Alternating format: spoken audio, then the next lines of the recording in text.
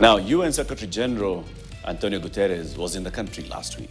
He was attending the UN Civil Society Conference, which was taking place for the first time on the African continent, hosted in Nairobi. This brought together UN agencies, the civil society organizations from across the globe to discuss the future of this planet.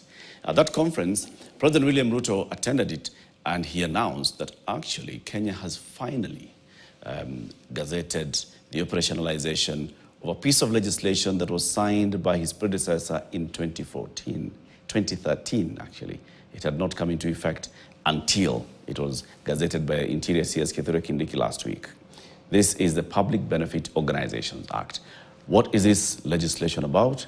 Why did it take so long to operationalize it, even after it was passed by Parliament, even after it was assented to by the President? That's a conversation we want to have. I'm joined by two guests in the studio. From the Kenya Human Rights Commission is Martin Mvenjina. He's a senior advisor for transitional justice.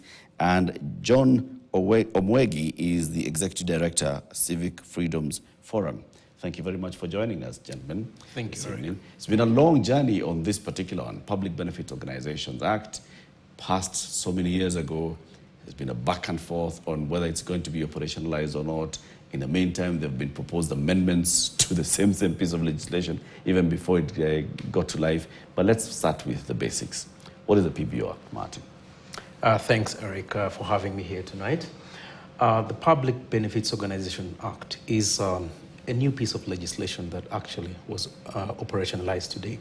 And I must state that today is actually a fundamental moment for very many civil society organizations because it is a journey that has taken us close to 11 years.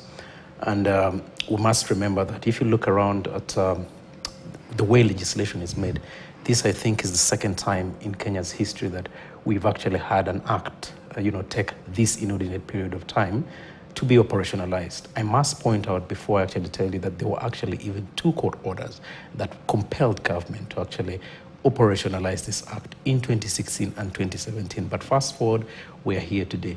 So this new, the Public Benefits Organization Act is a new act that creates an enabling environment for civil society organizations, civil society, public benefit organizations, formerly civil society organizations, to operate. It makes registration seamless.